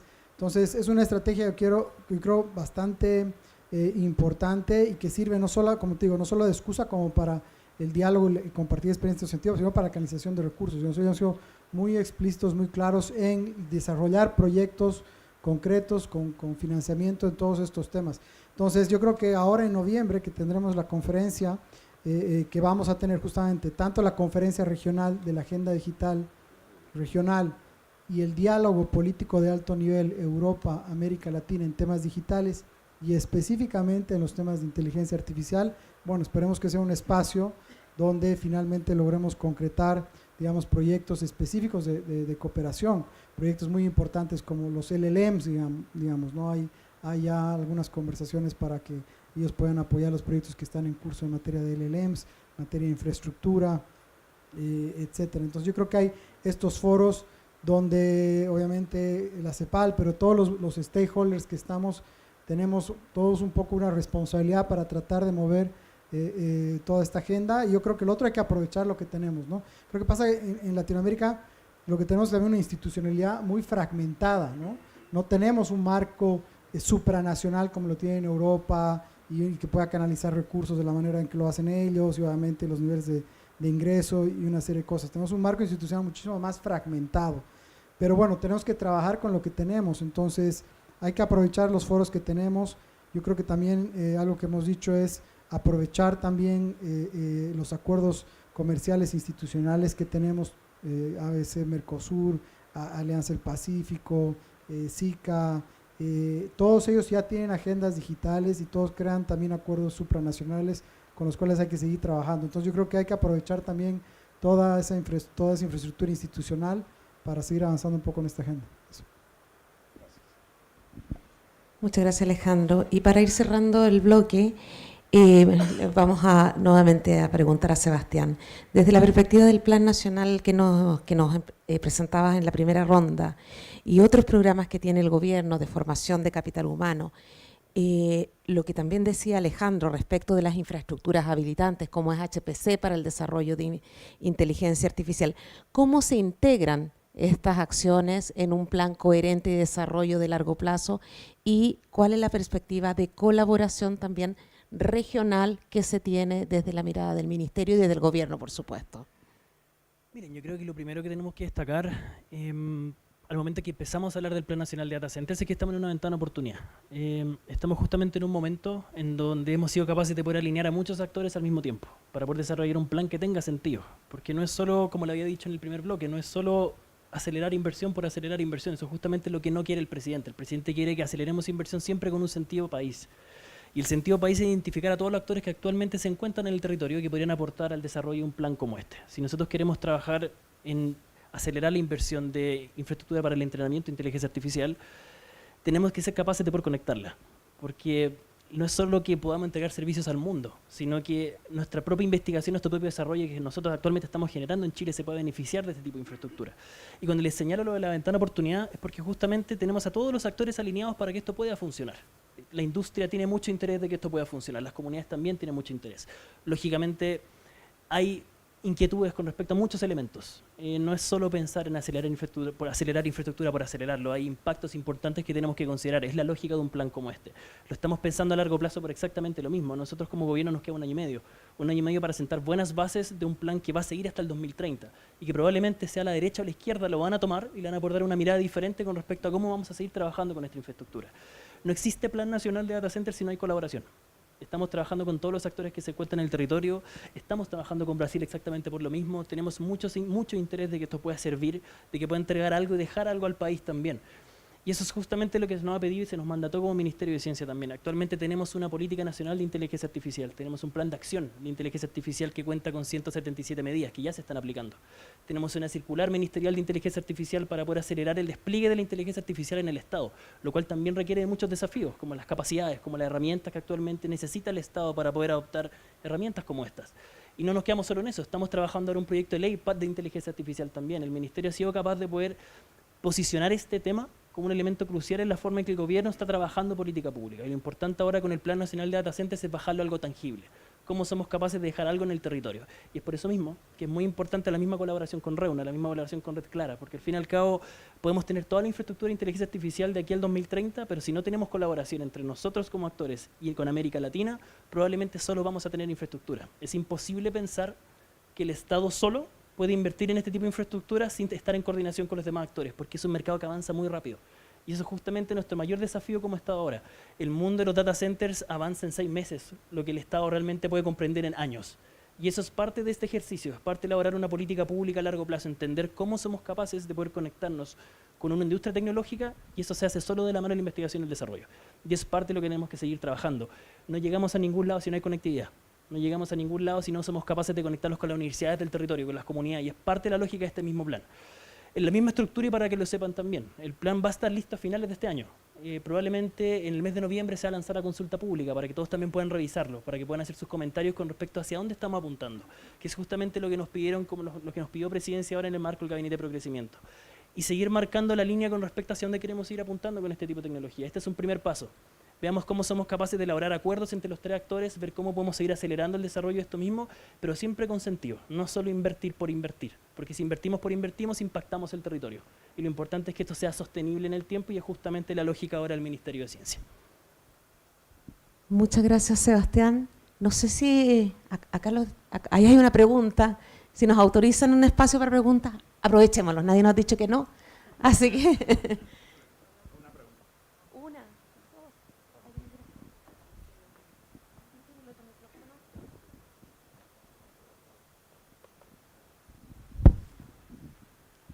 Thank you very much. I'm Nicolas Sardodi from Open Parallel from New Zealand. I can speak Spanish, but for respect for some in the room, which I want them to understand, I want in a very positive way that, in my humble opinion, most of what you say is not correct. So I believe that the strategies are based on advice that needs to be improved, and all your positioning is going towards technology that will make you dependent of vendors and multinationals. And I'm not talking about political side. I'm talking about people in this room has experience in machines, experience of decades working in trying to implement systems, and there are different perceptions. I want to make a friendly challenge. You have 340 million to try to put 5 machines in the top 500, whatever the position. A single machine is $500 million. What I'm trying to say is, I've been looking at policies all my career. Wishful thinking is one thing, implementation is other thing. Reality conditions things. This is not about politics. But the point is that I'm independent. I'm not representing any vendor. Vendors will always tell you this is what you should do, but they forgot to remind you that this is what they have in stock for you to do it.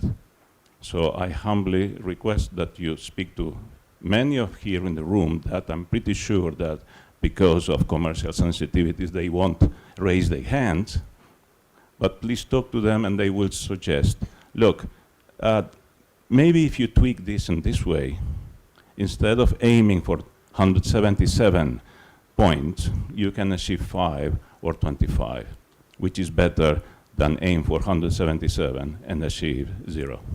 Thank you very much.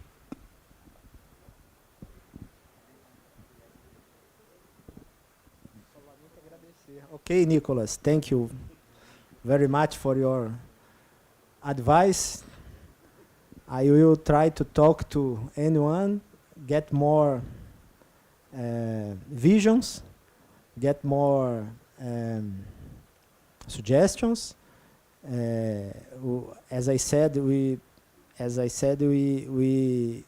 are trying to make a collaborative plan, and we are trying to hear everyone. So, And that's the spirit. yes, that's it. I agree completely with your words.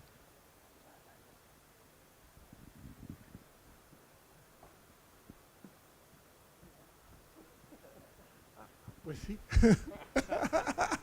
Me ha llegado el micrófono. Sí, aprovecho.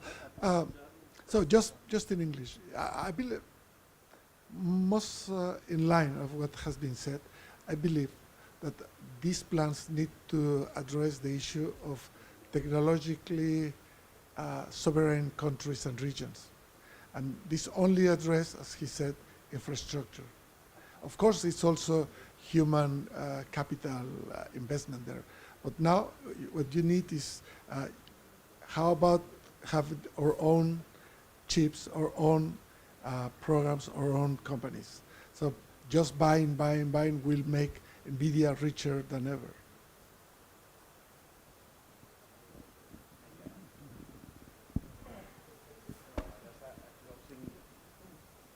Just a closing remark. I'm going to switch also to English. Thank you very much, Ulises, for the intervention.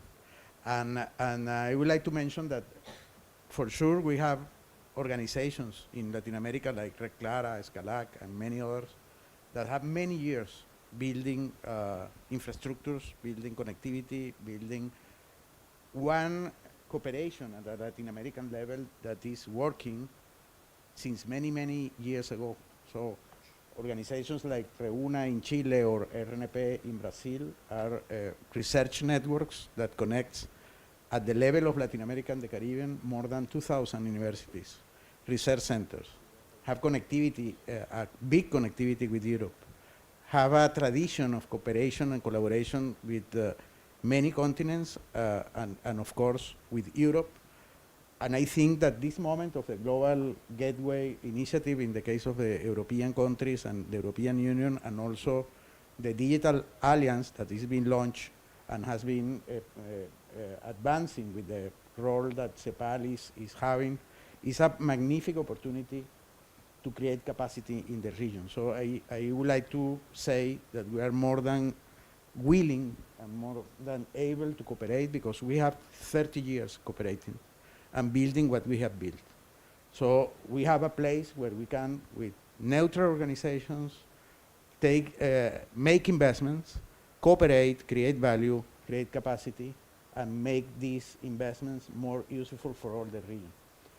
So we put ourselves at the service of any of the politics or of the policies that you are planning to do, and of course, we are more than willing to work together in order to build those capacities.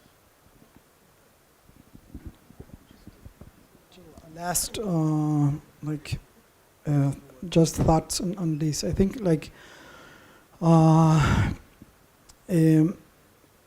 strategies are important for what you said. Just we need to think about why we want AI.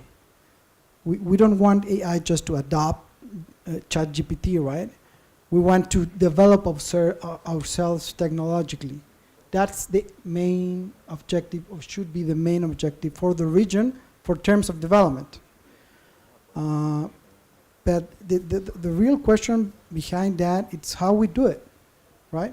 How we can compete, in terms of money, in terms of scale, in terms of technological development with other countries.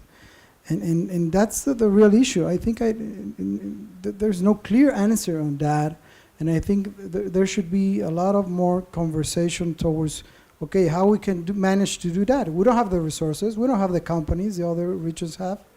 How we can manage to be more strategic, more efficient, how we can target our policies better on these issues. I think that's the conversation we need to have. And in terms of regulation on AI, what we're also seeing is there's a lot of laws and regulations on AI, just discussing as in the whole region, but not too many are asking why we want regulation. What is important to regulate? What is the state of our countries in terms of technological advancement towards other countries that are regulating AI? So it's important to cooperate, obviously, be regionally, but I think we have to have a real sense of what is the state of our countries, a real perspective. So in that sense, I think it has very important strategies. ¿Cierro nomás? Muchas gracias. Ahora sí que nos pusieron el deadline. Muchas gracias, Guillermo, Alejandro, Sebastián, a todos ustedes y al oeste.